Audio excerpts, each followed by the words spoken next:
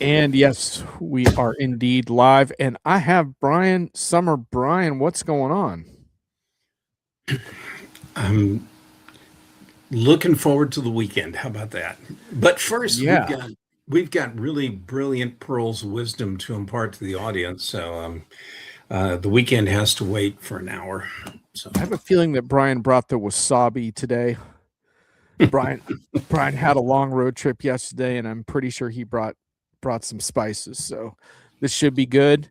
If you're on one of the streams, particularly LinkedIn, please comment so I know you're here and the stream is working. If you need the alternate YouTube link, as always, you can get it.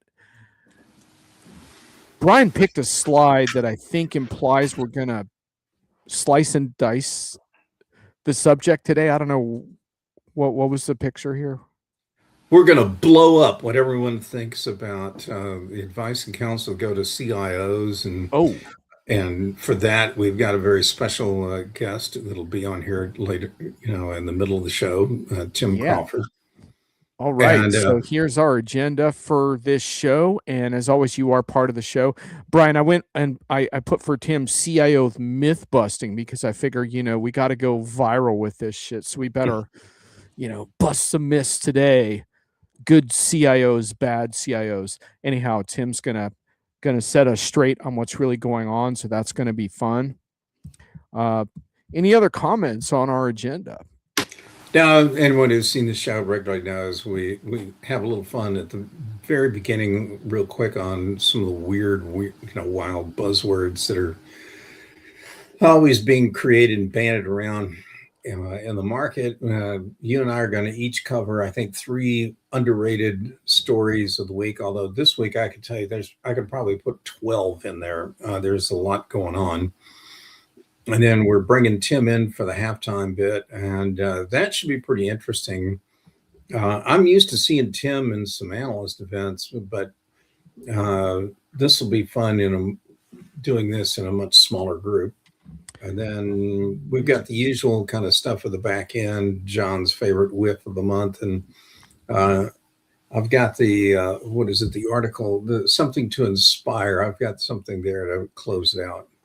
Jason, good to see you on the stream. Happy Friday. Looking forward to your salty commentary as we go. No, this should be good. Trenchant commentary. Trenchant indeed. All right. Well, trenchant's a high bar, Jason. Let's see how you do. Let's go to the buzzwords, Brian. I saw a fascinating. There were a bunch of stories this week talking about, or this month, about maybe some of this AI stuff isn't exactly working the way we thought it was. And I saw this one blurb, probabilistic incoherences, or incoherencies, whatever. And I thought, wow, that's got to be the buzzword of the month right there.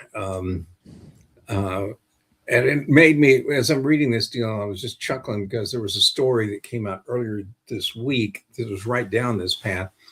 And it's in a subject I love, which was if you fed an AI-powered applicant tracking or applicant scoring system with, say, 1,000 applications, and you asked it to find and rank the top 10 applicants, if you ran it, it would give you a list using many of the major AI tools.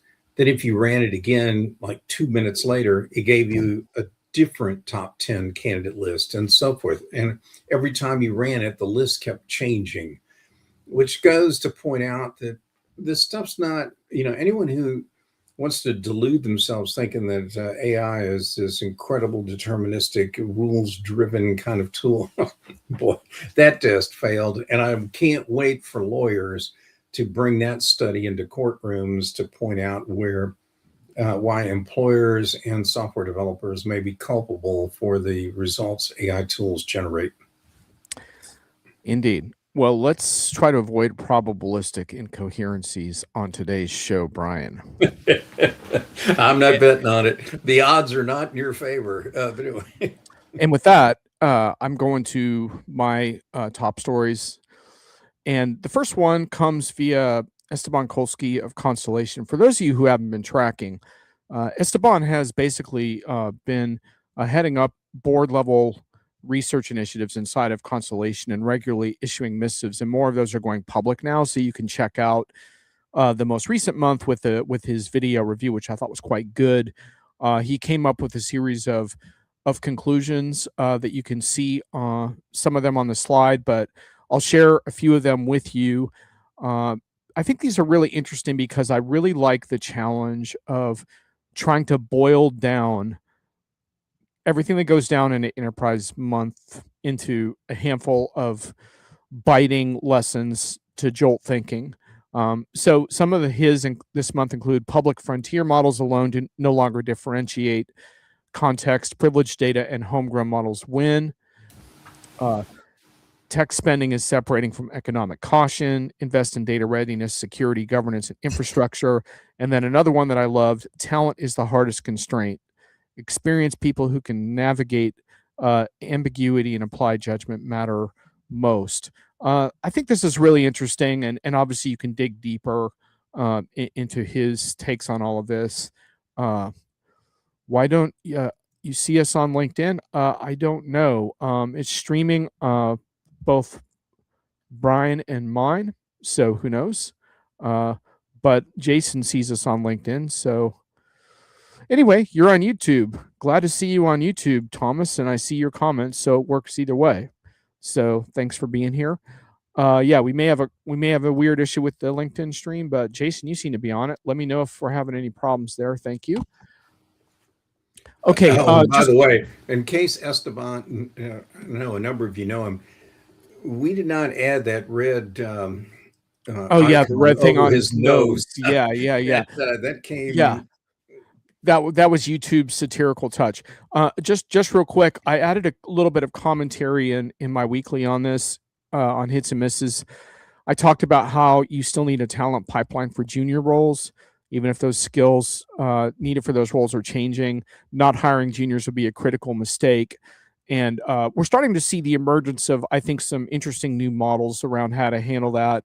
I refer to it as a mutual mentorship model where younger, tech-fluent, talented folks challenge stale processes, but also learn domain knowledge. And yes, there's still important domain knowledge in all of this. So anyhow, something to think about that I think comes into the talent conversation. And then I talked a bit about the types of data AI architectures that are winning are more affordable in the long run, as in, appropriating smaller models and things like that, but not necessarily simple to manage or maintain. Just because Cisco's doing that doesn't mean all companies can pull that in-house. So if your teams aren't ready to deal with issues like model drift, agentic loop monitoring, and context rot, how's that for buzzwords, Brian? Then I say you're not ready to beat tokenomics on your own. You may have to work with trusted vendors on that. So just a little bit of caveat that the more like autonomous like version of AI that you control yourself is hard to build. And so I think we have to be a little careful about the hype. See you on LinkedIn, but it did go silent for a minute. Okay, well, let's see what happens. Anyhow, it says we're live. I trust we're live. Let me know if we have problems. Okay, that's story number one. Brian, you want to say anything about any of those bullets, or do you want me to move on to my next? I just want to add the point somewhere in the middle of those about the broad purpose, large LLMs versus the very specific ones.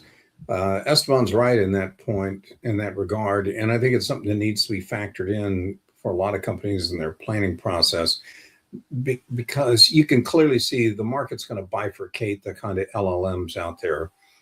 Some of the vendors already know this and are recognizing it. There's some great big ones if you want to use for some generic stuff, like for language translation and so forth. It's totally appropriate for that. But the focused ones are going to be where I think huge amounts of incremental value will come to the companies that can get them and harness them. What's going to be fascinating, though, is I read a piece this week where, like the open computing kind of world, we're going to see LLMs maybe move into that kind of space where the price for getting and accessing these things is going to plummet. So that will be one we have to watch. Anyway. Indeed. All right. Well, we got Tim backstage, so let's press on. My second story was kind of picked with Tim in mind. China models now more than a third of the enterprise market. This pertains to my next story as well, but basically that customers, all things being equal, are going to choose more affordable models, which has big implications for the AI macroeconomy. But that we're not going to talk about that today. This was obviously not an underrated story in the sense that this OpenAI's disconcerted hack of Hugging Face is a major enterprise story, obviously, but I think it's unfolding, so I can't give you a full take since it's kind of going down as we speak in terms of what actually happened. But I do want to hit on a few things that I think are really important here. One is that OpenAI is very, very interested in kind of these extravagant, terrifying scenarios because it's a way of getting attention. And I don't think that's the best way for the modern CIO, for example, who's tasked with this type of security, to think about it.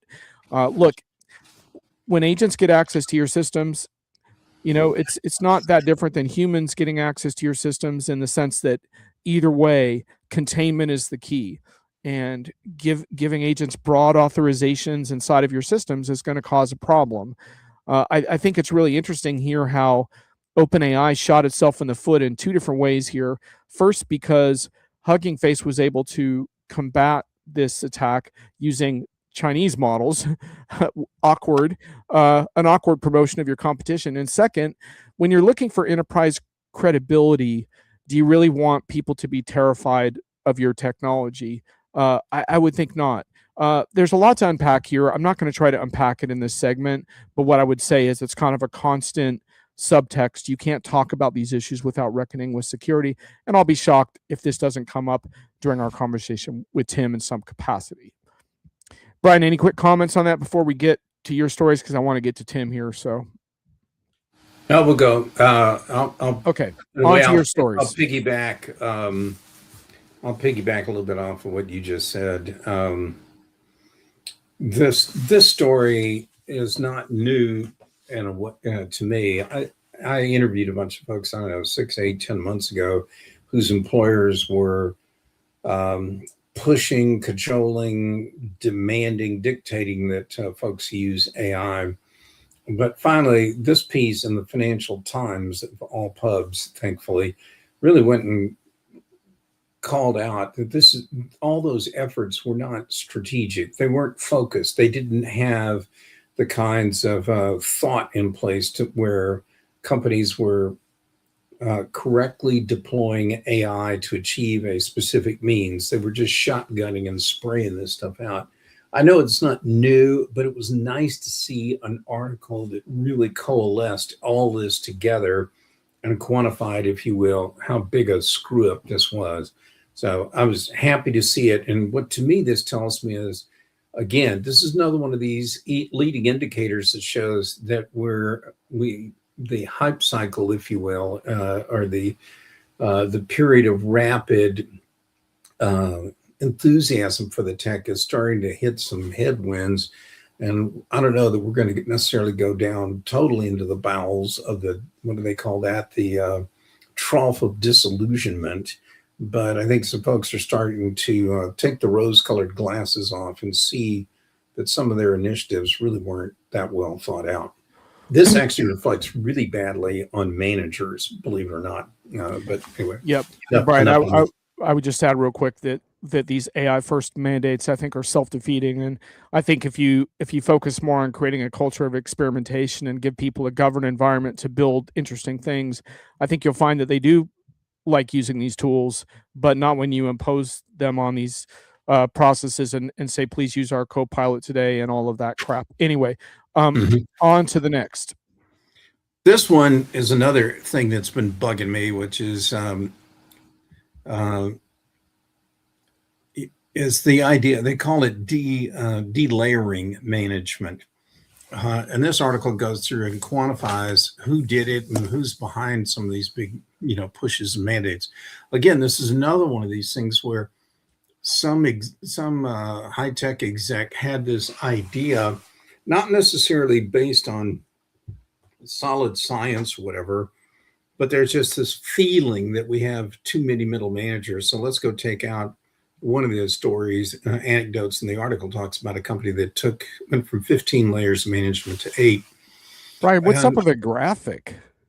Is that like a thumb on a crushing some poor middle managers in a cube or something?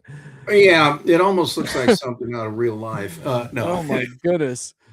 I didn't do that. That's part of the article there. But we've got the cart before the horse. We've got companies wiping out layers of management. That's where there's a lot of institutional knowledge, the tacit knowledge that exists in companies. It's where some of the most experienced people, some of the folks who would be brilliant in some of these manager in the middle or whatever, person in the middle kind of roles. And we're just getting rid of them, with no real conscious thought. And somehow companies are supposed to be able to remain successful, and people are supposed to no one's thought about how people are going to aspire to anything interesting in their career, because middle management really looks like a career death sentence for a lot of folks. And yet, I don't know how they're going to somehow magically go from a cubicle worker who's doing some kind of a task and all of a sudden make it up to top management, unless they spend some time somewhere in the middle and find out how the company really works. Indeed. I'm going to leave it there. Because I want to get to our guest shortly. Brian, this one really cheered me up because I've been hollering about this for like 3 years now. Why isn't a vendor using AI to spot toxic bosses? And lo and behold, you found one. Well, I want to say that I really was in love with this article, but to be fair, I wasn't. And the reason being, they showcased a couple of technologies that are trying to find ways of identifying the bad bosses. So that I want to give big kudos to these companies, these startups who are working on this. Interesting, it's not the large firms, the large like HR companies. Oh no, it's not those. We know that. But on the startups, they're trying to rely on some information, most of which is trapped inside like an HR system, and they think that's going to give them the clues they need. They'll get some clues. But I've been working on this problem for quite a while. And I know that, for example, I could build an analytic tool that looks at things like, let's look at all the folks who work for Jon Reed, and let's find out when they clock in or log in on their computer, when they log out, at the end of every day. Then I want to see how many hours that consumes all week long. And I want to do that for everybody in the person's organization. Now, if somebody's doing this and all their staff are salaried and they're all averaging like 78-hour weeks, I'm telling you right now, that is the hallmark of a bad manager, somebody who doesn't know how to prioritize work, someone who doesn't know how to bring in the right kind of productivity improvements, and somebody who has no respect for someone's professional and personal balance issues. Now, I could get that data out of time tracking technology, but for some reason, that's just like that one example is one of many I have that a lot of vendors don't even think about because they don't make this a priority. And I have strong feelings on this, but anyway. Yeah, I'd like to talk about this further, but reminder, we just did a HR Tech blowout show with the show mashed up with the Meg and Amy show. So there's a whole hour on HR Tech you can catch on the replay. So with that in mind, I think it's time for our halftime show. Tim, welcome. Hey guys, good to see you. Hey, Tim, are you ready to see Brian's bio slide? I was kind to Tim. You were kind. Because Brian, you never know what he's going to find on Instagram or whatever. I will say I found Tim, your name's somewhat common, and when I pulled up on like Google or something images, there were all kinds of Tim Crawfords. None of which look like the Tim Crawford I run into all the time in analyst meetings. But I actually, for a couple moments, I thought about making a collage of all the different Tim Crawfords out there and ask the audience if they think they can pick out which one you are. Anyway. Unfortunately, some of those are dead too. So is this bio legit, Tim? Does this pass muster? Is this? It does. It does. It looks that good. cuts it. Okay, Thank you cool. for being so kind. Yeah, man. Yeah, sometimes he really drags up some crazy stuff. So anyhow, I think you did pretty well there. So I do really want to focus in on CIOs and their predicaments and opportunities. But before we do that, I think it's really, really helpful for folks to understand like how you come at your angle and perspective on all of this, because all of us on this show are in some sense, I guess you could say, independents. And you know you know that you've contributed a lot to my view on that I've written about from an analyst relations perspective. But I always like this sort of thing. My barometer, I don't know about you, Tim, is when I see an analyst raise their hand and I know they're going to get called on, and either my heart sinks or I get excited, you know? And when your hand is up, I'm like, this is going to be good, because I know now when Brian's hand is up, it's like, oh shit, what? When Brian's hand goes up, it's like, crap, like this room could just blow up. But when you raise your hand, it's like, I know it's going to be a customer focused question that pushes the vendor back on the realities instead of the market speak. And how did you arrive at this sort of grounded perspective? Wow. Now those are some massive shoes to fill. Yeah. You're incredibly kind, John, and I always value our conversations, whether in public like this or privately at different events that we travel to all over the place. If you look at it from a background perspective, I come from an operator background. And I guess this is one of the things that is somewhat unique in our space, is that I've walked a mile in those shoes. When I'm talking about some of the challenges that some of these leaders are having, it comes from a position of, I've been there, I've seen that, I've sat in those meetings, I've had to deal with the stress and the opportunities and the excitement and the downsides, the 2 a.m. calls when your network went offline or some application went sideways, and now you're trying to muster your team together to come into the office in the middle of the night and trying to keep all of the frustration at bay. Yeah, it comes from a unique perspective. So one side of it is, I've been there. I've been a customer of many of the companies that I am talking about, that I work with, which is fairly unique.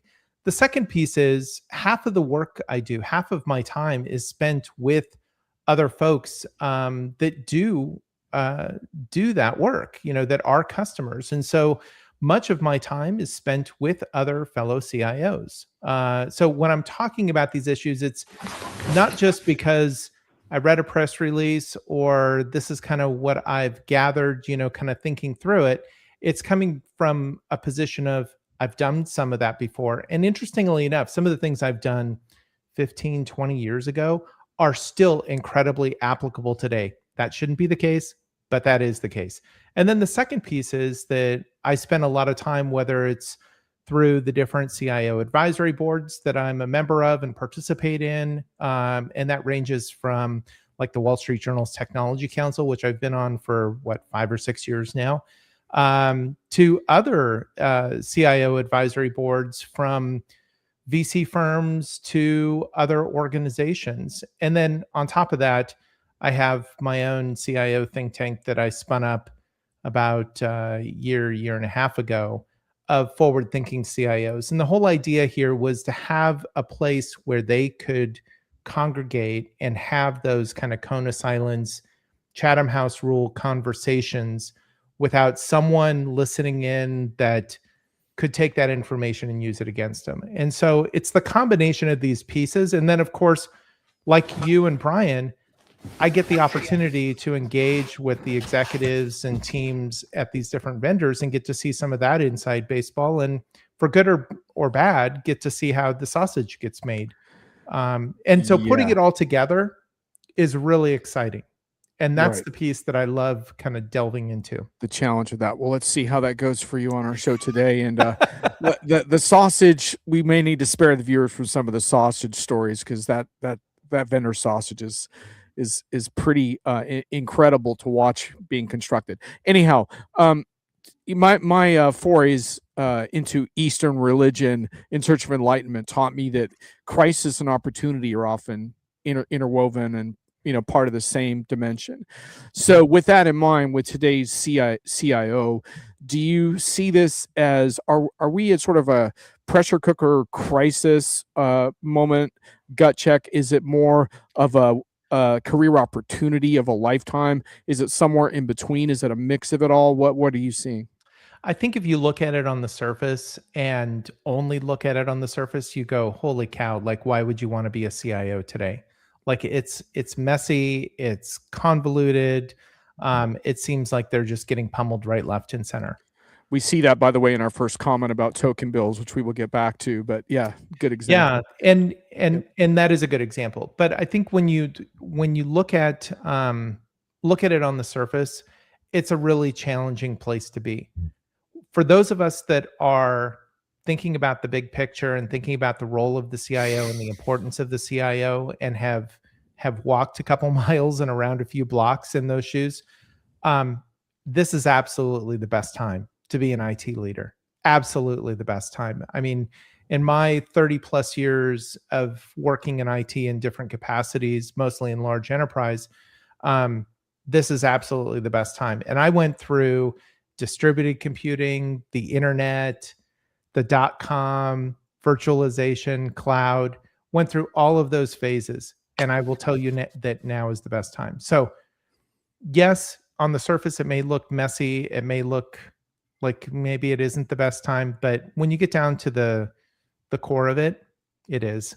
And those folks, those CIOs that understand that broader perspective, right, left, and center, they would agree. They would absolutely agree. There's some stuff we got to work through. It's not all pretty. I often say we're on a path. We're on a journey, and that journey is filled with roses. And you can focus on the rose petals and the smell of the roses, but you have to realize there are a couple of thorns along the way too. And that's where we are today. Brian, I got a couple of viral hot seat questions for Tim, but before I move into those, where's your head at in this conversation? What do you want to talk about? I want to know what he thinks are some of the biggest impediments in this primrose path that he's painting out there for CIOs. Because I got to believe there are CIOs who are getting caught by surprise on things, whether it's, token bills they never saw coming at, or it's from pressure from CEOs and board members who know a little bit about AI, enough to be dangerous, but are, trying to force mandates down where there's no plan. And so what are two or three kind of things that are big minefield problems for CIOs that the mindful ones are on top of and know what's about to happen? Yeah, and just a plug for those of you that don't subscribe to my newsletter, CIO in the Know, there's one coming out right after this session that will touch on some of the items that I'm going to bring up here in a little more detail. I think it's a really good question, Brian. And I think one of the things is frankly just the uncertainty of where we are today. There's so much uncertainty around us. It's kind of hard to put your thumb on anything. And that is true from a strategy standpoint, technology, people in an organization, culture. All of these factors are kind of up for grabs, and we have to rethink each of them. I mean, it's kind of like you used to say, if you wanted to be in a healthy place as an individual, there's some core aspects to think about, right? Your home needs to be stable, your work needs to be stable, your health needs to be stable, relationships, right?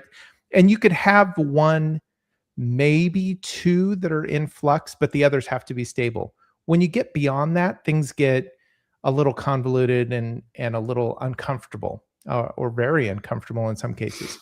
The problem that we're having right now is we're rethinking everything. So from how we organize to the people that we have on our team, the technology we use, the architectures we use, how we even go through the process of, like I'm talking about this in the newsletter, how we go through the process of budgeting, right? How do you budget? So, I know you were talking about tokens and blowing budgets and AI and whatnot, but how do you budget? And then how do you work through ensuring that your budget for the next year is going to be accurate? We're into Q3 now, right, of the calendar year. This is about the time that a lot of organizations are starting to think about their fiscal year 27 budgets. They're not submitting them yet, but they're starting to think about what that looks like, talking to their vendor partners, talking to their consulting partners to figure out, okay, these are kind of the projects we're thinking about and what the numbers might look like. The problem is that the pricing is all over the map. And even the quotes that some are getting, and this was kind of mind-blowing. It used to be that you would get a quote from a vendor and it would last for weeks or months. You could count on it for weeks or months, meaning I kind of know it's X. It might go up maybe 5 or 10%, but I have a pretty good idea of what that number is going to look like. The problem we have today is that in some cases, the quotes last days.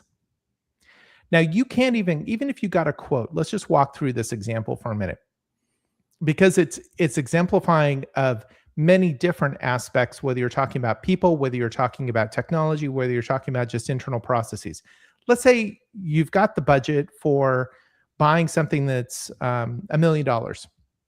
So you're going to spend $1 million with the vendor on a particular product, whether it's licensing, hardware, whatnot. Great. Get the final quote. You've got it in hand. Send it up the line to get the appropriate approvals, get it into procurement, get procurement to issue the PO. That typically does not happen within days within your average enterprise. Yet, in the time that you go through this process, not only has the quote expired, but then the price is increased. And in some cases, increases 50, 200. I even heard one example of 300%. And so the problem with that is now you've essentially blown what you've planned for, and you have to go back and rethink how you approach this whole situation. So that's what I mean when we go through each of these areas, and that's just one area of many, many, many different ones. But that's why we're thinking about things in the current construct of how we've operated in the past. And that's a flawed position to work from. I'm not saying that we should be overly dynamic the way it currently is. I think it's way too dynamic. But we have to find that happy medium. Thomas wants in on your budget discussion. He's talking about how can you ensure adherence to a budget. I think he's talking largely about all the consumption-based pricing, and then he's saying while in parallel usage is encouraged. The AI adoption pressure cooker. What is your community saying about that? I mean, Thomas, it's great to see you engaging in the conversation. This is part of the problem, is that on one hand, you want to encourage adoption of innovation. When you see opportunities, you want folks to jump in with both feet and start to adopt and leverage this to their benefit. The problem is at what cost? And so we can't put our thumb on understanding what that true cost is. And this is having other ramifications too that I don't think a lot of people have thought about, which is, again, it shows you how messy the current environment is. So great. We want people to use AI, want them to use it for personal agents, want them to start using Copilot. We spend money on allowing them to use this, start chewing up tokens, but then they hit a wall, or we hit a wall in terms of our aggregate budget that we've spent for that particular effort. Now, what do we do? And so the problem is we can't predict to say, oh, well, we're going to need $500,000 or $1 million or $5 million for this particular effort. We don't have an idea of what that looks like. And so how do you start to understand, here's the outcome that we're going for, and here's the actual number of tokens. Oh, and by the way, tokens aren't tokens because different providers determine tokens differently, and the way you use tokens varies as well. And then, of course, you have pricing differences when you get into contractual negotiations and whatnot. But here's what happens. you start to create this culture where, yes, we want people to be empowered and use artificial intelligence and consume tokens, but this variable token consumption is a problem because it conflicts with how I think about money and budgeting. So now what they're thinking about is, well, what if we brought that usage on-prem? Let's Right. buy some equipment. Let's put it in the data center. Oh, that data center that we shrunk, and that data center that's built for maybe 4 to 10 kilowatts a rack, when if you look at some of these bigger systems, they need like 50 to 100 or more kilowatts a rack. So that's a whole nother discussion. But let's just assume for a minute that you can bring some of this equipment on-prem. Now you run into the problem of costs are going up. So what you budgeted, it's now more expensive. And that's assuming you can get your hands on the technology and get your hands on the technology in a reasonable period of time, not next year or the year after. And so the combination of these factors is now causing CIOs to go, yeah, maybe the right thing to do is to bring it on-prem, but I can't pin down the funding. And even if I could pin down the funding, I can't get my hands on the equipment that I really need to be able to do that. And even if I could do that, I don't have the data center space at that density to be able to accommodate that. So, and maybe we could go to colo, but they have similar issues, and some of them don't even allow liquid on the data center floor. So you run into all of these different challenges you have to work through. The problem with that is that at some point you go, wait a second, this is just too much. It's a bridge too far. It's too many things to have to go through. Let's just leverage the hypervisor and other cloud-based services to be able to do this and put constraints in it that way. So Right.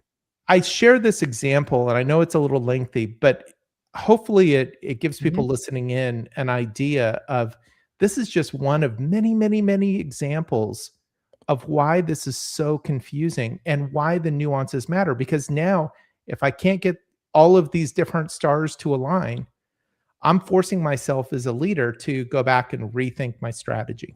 Oh, and by the way, no security incidents, no agentic security incidents while you're trying to figure all that out. So You just drop that in there, John. Just toss it in. Tim, I want to stick with the problem statement for a moment here, and then spend our last time with you a little bit on what the top CIOs are doing to excel. In terms of the problem statement, I was going to ask you what bad CIOs look like, but I think we can all use our imagination there. So I'm going to make it harder for you.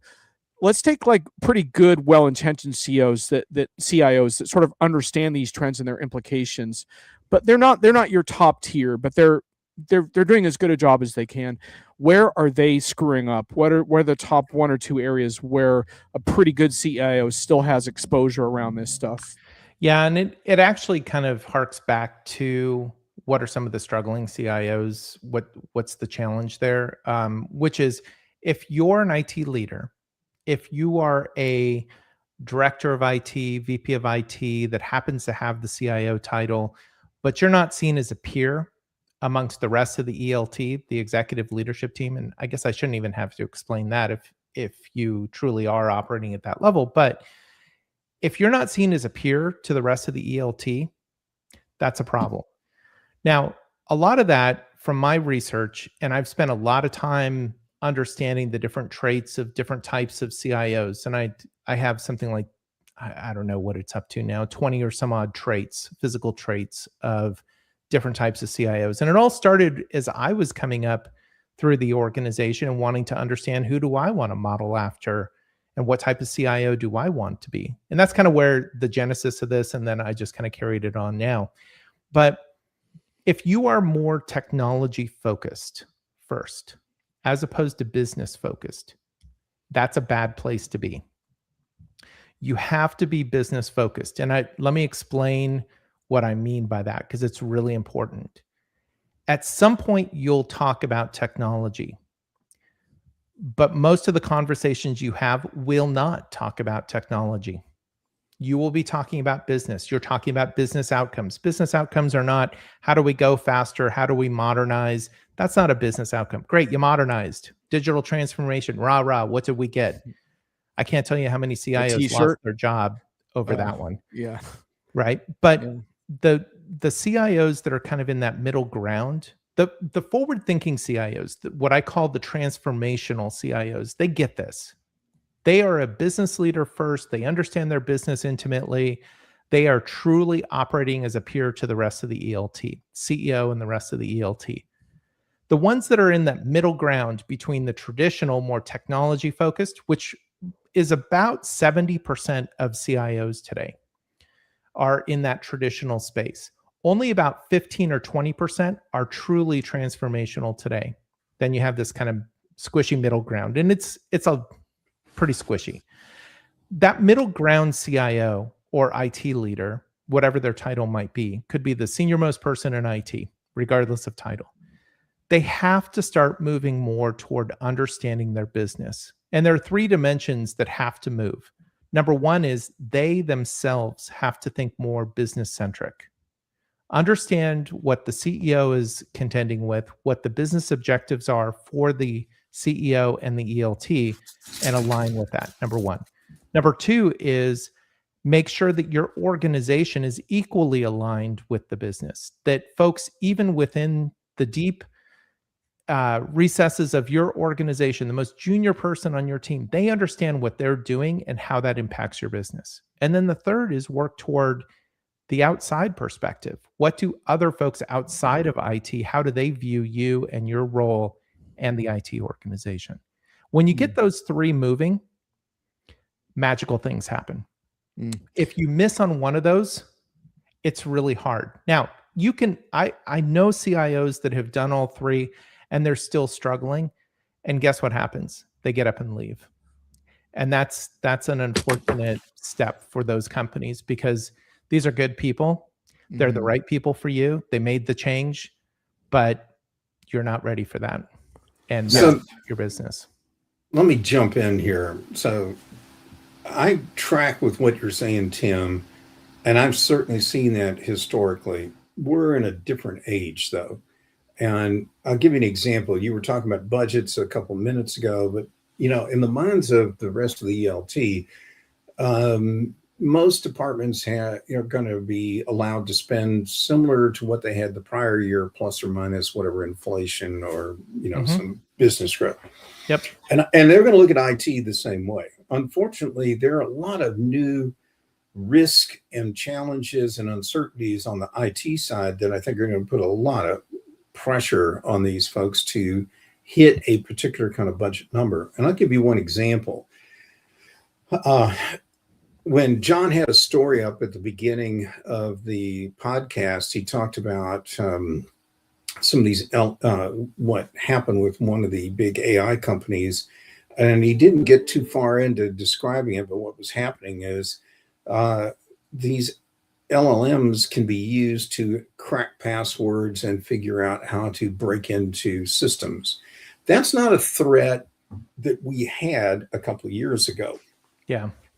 And it points out that to the need for more IT groups to develop countermeasures to all kinds of fraud that's coming their way, and synthetic hires and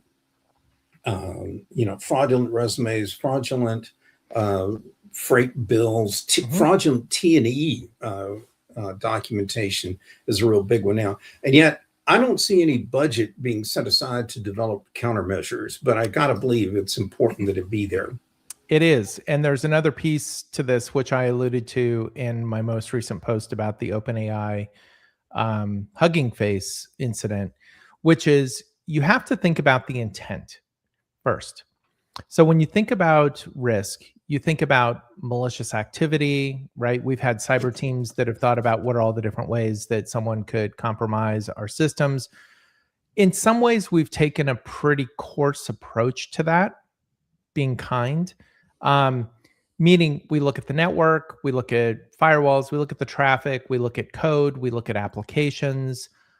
But one thing we don't look at really, really well is behaviors. The technology is fairly nascent in this space, but it's something we need to actually double and triple down on, because how do we know that it's Brian or Brian's agent that is doing the work? And how do we ensure that that activity, whether it's Brian or his agent, is actually doing something appropriate. And so I talk about this in the post, where you have to think about the intent, and human behavior has this moral compass. Well, and we could argue, whether that moral compass is broken in some cases, but for conversation's sake, let's say that it isn't broken. There's a human component that says there are things I probably shouldn't do. Technology doesn't necessarily have that same empathetic implication, and we don't program systems to necessarily think about that either. And that's why when you see like the OpenAI Hugging Face example, yes, it created a cyber incident, but it was just trying to do its job. Now, if it were a human trying to do that, it probably would have stopped somewhere along the way and said, I'm not so sure I'm comfortable doing this, right? And so to your point, Brian, is yes, we do have to think about now there are all of these new threat vectors that are coming from things that we couldn't necessarily compromise in the past. Now we can compromise those. And then the second piece is there's ill intent, and then there's also just, I didn't know any better, and I got over my skis and did something I shouldn't, and deleted my production database. Right. Yes. Well, yes, exactly. Right. And so this is part of the change in thinking is we have to think more holistically than we have in the past. We can't think as simplistic, and we've had a luxury of being able to do that for a long time. But those days are behind us. Right. And I'm about to write an article about this, but the thing is that I think we overlook a little bit in the hype of all of this. Like, so for example, like the guardrail discussion is important. And, in the case of Hugging Face, they had a problem there because they were trying to defend against the attack with LLMs. They had guardrails that thought they were trying to do a malicious hack when they were just trying to defend themselves. And so they were ultimately only able to counter the attack by using a Chinese model without guardrails that allowed them to get the response to the code they needed to input. It's a fascinating situation because it indicates that these machines are amoral, but two, look at everything the CIO has to know and be responsible for. If that happened to your organization, would you be able to do that? Would you be able to, like Hugging Face are experts in these things? Would you be able to switch and say, we can't use the frontier model for that, but we can use this model for that, and then we can defend ourselves with that? I mean, that is one hell of a moving target. And I think we're back to this thing that I talk about of the paradox of IT leaders, where ultimately I think you have to be deeper in the weeds than ever before, but you also have to be able to speak in business terms like never before. And I've always been struck by what you do at these analyst conversations where I'm geeking out on this AI talk because I want to understand this tech. And then you're popping in with business outcomes and you're the CIO guy. And I'm like, wait, the CIO guy wants to talk about business outcomes. This is a change, right? So it's fascinating to see this shift in real time where you can't let go of the tech stuff at all, but man, you better be able to talk in terms the business understands or you're screwed. That's right. But let's pick that apart a little bit, because I think for folks listening in, it's important to understand the nuances in what you just said. The CIO needs to understand the business aspects, full stop. That's no longer an option. And if you're not working in an organization that is expecting that of their CIO, that organization, I'll just be frank, most of those organizations are doomed, because technology plays such an impactful role in every single business across industries. So you have that disconnect. The CIO needs to understand business. And I don't just mean if you're the CIO of Gap that you understand that the company sells shirts and pants and whatnot, and they happen to use contract manufacturing. What I mean is you understand things like the total round trip of, we found a flaw in a product. How do we get those insights, get it back into design, out to contract manufacturing, back through the different distribution channels, and back into the customer's hands? What's the round trip on that? What's the cost associated with doing it? What are our options if we run into geopolitical instability in Indonesia and have to home to different manufacturing facilities and all the networking and technology and everything that sits below it? I mean, the thing that most people don't understand is you can't just simply say, oh, you know what, we're going to have to move from this country to another country. We've got some extra equipment here in the US in our headquarters. Let's just ship it out there and it'll go to use. No, because you run into everything from not just power requirements, but even warranties and support. And so IT is really complicated. And this is why it's really important to have those deep conversations, John, that you often get into when you geek out, which I love. But it's important for the CIO to make sure that they are surrounded with a team of people that can help do some of that translation, because no one person can be expected to do it all. Brian, wardrobe malfunction. All right. Real-time adjustments is the name of our game. Okay, so Tim, here's the rule for your exit. You have something at the top of the hour, so you need to go soon. Yep. I'm going to let Brian close it out with his final rejoinder to you or question, and then you can respond, but it's down to you how soon you need to leave and how quick your response needs to be. That's going to be your choice. So, Brian, close us out with Tim. So a fast question, I think, with a fast answer. I drove by a data center last night that was one of the new ones being constructed all over the country. It went 3 miles down this one road. And I have to think that CIOs are going to be pressed to provide more insight into what they're thinking about on ESG kinds of requirements for all of this new compute power that's coming up. If they didn't talk about it in the past, what are they going to, how do they get smart on this kind of stuff and be prepared to handle it? And are they going to change their vendor selections to deal with something a bit more environmentally friendly? Yeah, you really want to talk about a political hot potato, don't you? I love that. Yeah, you know me, Tim. I love Tim, it. take your stand on data centers, Tim. Come on, man. No, I was on the board of Data Center Pulse. I've been involved in and around data centers my whole career, both within corporate data centers as well as co-location facilities, secure and unsecure facilities. So I've seen it all. I've been through semiconductor manufacturing and the data centers that are involved with those. So I've seen a lot of different variables. I think the conversation around data centers right now is incredibly fascinating, absolutely fascinating. And I kind of dropped a little hint there of a lot of these data centers that exist in the world today are not designed to support AI. And you can't just say, oh, let's just add some more power to it or more cooling to it. In some cases, you literally have to take the entire data center down to the dirt and rebuild it, because it also can't take the weight. The foundation can't take the weight of the equipment, density.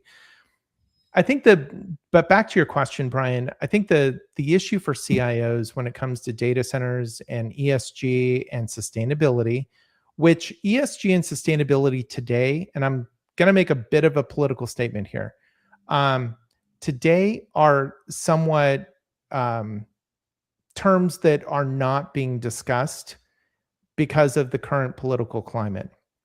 And a lot of that is going to change. I mean, when you look at it on a global scale, that's not the case.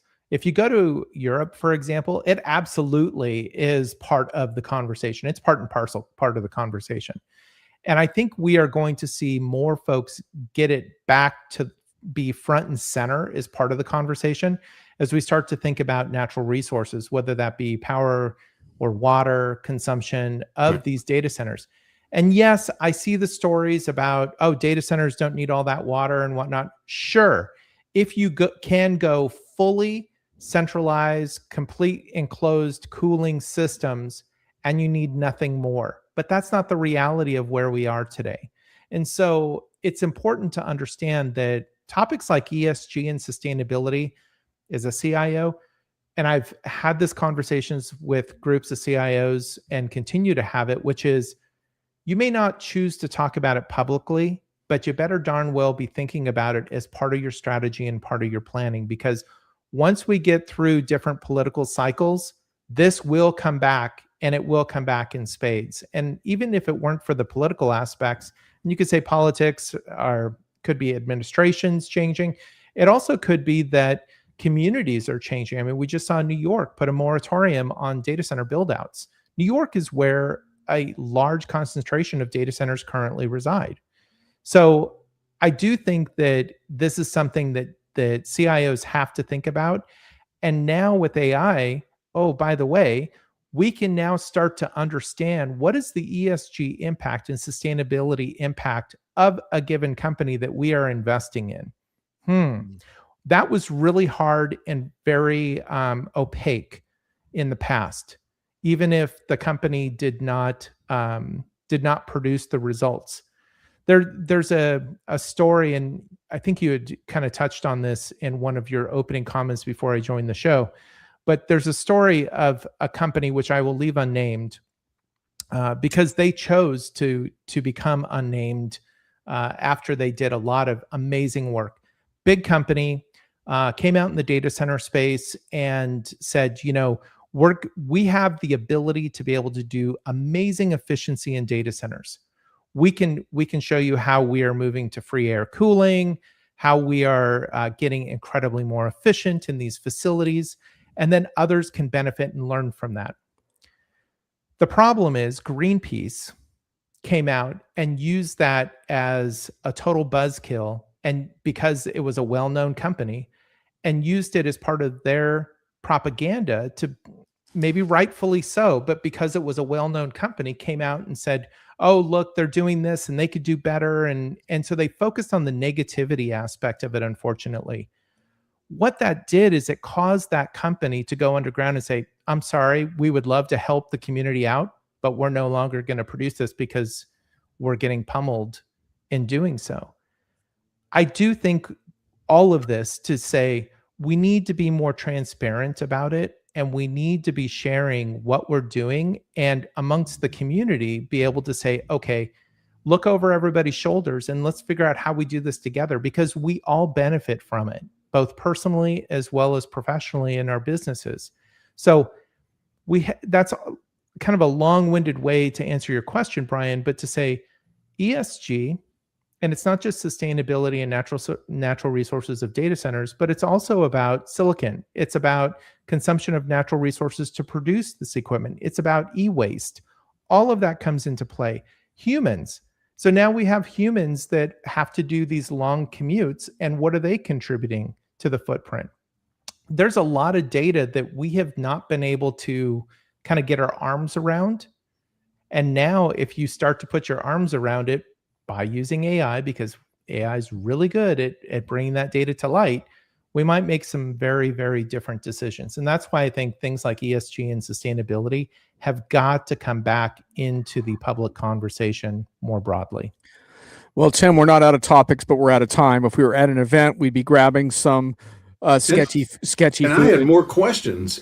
Yeah, we'd be grabbing some sketchy food and continuing, but you got a hard stop. So why don't you head out now? Brian and I will wrap the show. Thanks a lot for all that discussion. Thanks, guys. Great to see you. Thanks for having me.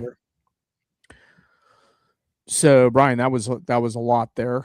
A whole lot. I feel like I want to talk more about the sustainability part of this, but just in brief, like, because that's probably deserving of a whole show. But the idea that you can't talk about this without getting political is just so ridiculous, that we can't have an open conversation about energy consumption. I just don't have any patience for that. Like, let's have the conversation. But second, like, the idea of monitoring energy consumption in real time to improve your bottom line, like, that's not political. That's just being smart. And if you have your head buried in the sand because of PR and you can't have that conversation internally, then I feel bad for you as an organization. Anyway, gasket partially. Well, as a guy who wrote a book on ESG, I'll agree with you on that. And I found myself having to tiptoe through some discussions, and even when I did a lot of public speaking gigs as part of that book, and one of the things I'd start off almost every talk with is, I'm not going to talk about politics, and I'm not going to let us get into that. Let's just talk about how this stuff can impact, firms on a good and bad basis, and let's go from there. Yeah, well, we're almost out of time, Brian. There was a lot to digest there from Tim's conversation, and I think that was really good. Man, I still have a whole lot more we could talk about there, but I think we got a good window into at least the challenges that CIOs are facing. So that was good. So let's go to the next agenda Oh, item. We got two and by things the way, left. Chris, your point's going to have to return to them because you're right that there's a lot of work to be done on governance. I'm not sure that it's just at the database level, by the way, but that's absolutely part of the picture. And one of the key points that I made around the security thing is that preventing lateral movement from agents is fundamental, and that's part of the picture too. I have an article coming out about that. So, Brian, let's go to these slides. We're going into my whiff, aren't we? I believe so. Oh, here we go. Yeah, John's whiff of the month. And Yeah. I know John really wants to tell us all about his experience with dating non-existent graphical women type things on the internet. But it sounds like you're not going to be able to use those in China, John. I hate to break I'm it to you. disappointed. My avatar is not gonna get past customs. It's very, very disappointing. I do want to point out that the best thing about avatar-based relationships is that humans are very complicated and needy, as I said, and this has been a great alternative. And I'm just so sorry that I'm not welcome in China anymore. So, oh man, life always has its curveballs, Brian. And with that, I want to also thank the audience for your comments. Sorry, we had a couple issues on the LinkedIn stream, but thank you for persevering and giving us some good questions for Tim there in the middle of all that. And Brian, are you guys ready for this? Because if you've seen our show before, the last slide is something inspirational, and it's usually Brian's dog that inspires us. But Brian, this time we got a different kind of dog. We got like a DOGG kind of dog. Are you ready for this guy? Oh yeah, Oh the my consulting God. bro. I saw this Oh image crap. on LinkedIn, and I actually stopped and read every word on there. I've seen this kind of clown get on planes all the time. He's headed towards your project, man. Oh yeah, ready to bill at $1,000 an hour and deliver $0 per hour in value. Could he be a forward deployed engineer? I love that with his like cinnamon latte. Oh my God. Yeah, I love his teeth are brighter than a 2,000 watt light bulb. He's got all the trappings: the Toomey rollerboard, the cup of designer coffee in his hand. He's already got the building lanyard out and ready, along with a neck pillow. This guy's prepared for anything, and yet it's guys like that take an extra 10 minutes to get settled in on a plane because they're packing so much junk. Jason likes the bro code. Yeah, man. I'd love to hear some last minute comments in the chat about how being a consulting bro has helped your career. I would like to keep an open mind. I'd love to see this guy looks toxic. This guy looks toxic to me, though. I just want to know if anybody can think of something this guy forgot to pack and bring along. The amount of junk that's displayed on here that somebody drags onto a plane. I did make a comment I think it was to John earlier in the week, that what the guy needed were all those stupid like pull drawstring things that hang down on the back of backpacks and stuff. Because you always got to have somebody gets on a plane, has got 8 or 10 of them on the back of their bag, and they just go spinning around in the aisles and knocking the daylights out of poor people that are already seated. Anyway, no code, low code, pro code, and bro code. Indeed, Jason, that's the quote of the day right there. So all I'm saying is, next time you see the phrase forward deployed engineer, which I suspect you'll see within 24 hours on LinkedIn, yeah, hopefully the image of this guy flags up as a cautionary tale. This is not the person that I would want to see when I clocked in on my enterprise project. But anyhow, hey, at least, Brian, the only thing I'll say is good is at least we've gone from a whole school bus full of consultants to just the one toxic bro. So so at least there's an improvement there. Do you remember the old cartoon that had the whole bus and then and then all the kids came out of the bus with all the little bow ties on and stuff, and they were your I don't want to use your ex firm's name, but you know, there were a bunch of firms like that rolled out the old welcome wagon back in the day. Yeah, I know those kind of stories. The one thing and as a guy who spent a long time in that world, when I saw that image, I went through there looking at it going, oh my God, how many of these have I done? And I sat there going, well, I've never had a cup of coffee. That's one. I've never had a neck pillow. That's two. And I was going down the list of a lot of the bill of materials for the tech bro there. And I'm like, I know I have rollerboard. I've never owned a Toomey. I'm sure they're outstanding, but I'm lucky to get a suitcase to last, a rollerboard lasts 12 to 18 months. They just take so much abuse or they get broken. I actually watched one of my suitcases fall out of a plane and it cracked to smithereens. And I saw another one, a whole bunch of us, they didn't have a gate for our plane, so they parked us out an air cargo and brought a staircase. And we all had to get out of the plane, like 10, 12 people at a time. And this guy's looking down at the floor and looking at this rollerboard of mine. And then he's looking back at the plane. He does it like 3 times. He said, did you have a duffel bag of the same material? And I go, yeah, why?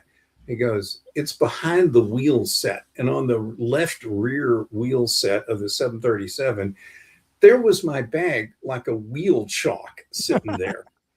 And I go running to... Wow, that's a high utility item, huh? Yeah, I fight my way up to the front of this shuttle van. I tell the driver, like, call the baggage guys, because I'd seen they'd emptied the plane and were gone. I go, that's my bag behind the wheels. Anyway, he calls, nobody does anything. And sure enough, when the bags are already out down there in baggage claim, I go to look for my bag. It's not there. I go talk to the lost bag guy, and he goes, oh, did you say it's like that bag? I go, yeah, but it's a duffel. And he goes, hold on a minute. He gets on his radio and he calls out the baggage people. They went out where that jet was, and the jet had been backed up over my bag. And I had a can of shaving cream in that duffel bag, and it got flattened. Everything got, spewed out in there. But the whole bag, I'm not kidding you, John, wasn't 3/8 of an inch tall, and it had these big, they're like linear grooves where instead of normal tire tread, but those were the airline tire tracks that went right over my bag. Anyway, I want to say a big thank you for that anecdote, Mr. Airline Executive. I hope they do that to your bag someday. And thanks everyone for joining the latest edition of John and Brian's Corporate Travel Misadventures. I hope you enjoyed the extended anecdotes. There's more where those came from.